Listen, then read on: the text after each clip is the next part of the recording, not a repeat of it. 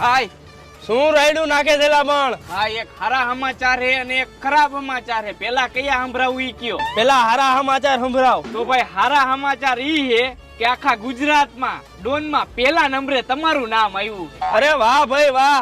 આજુબાજુના 12 ગામમાં જમણવારનો પ્રોગ્રામ ગોઠવો અને નાચવા વાળીઓને બોલાવો અને તું દેશી દારૂ વાળાને તું ઇંગ્લિશ દારૂ વાળાને કહી દે અને 12 ગામમાં મારું નામ ગુંજી ઉઠવું જોઈએ. જાવ જલ્દી હાલો.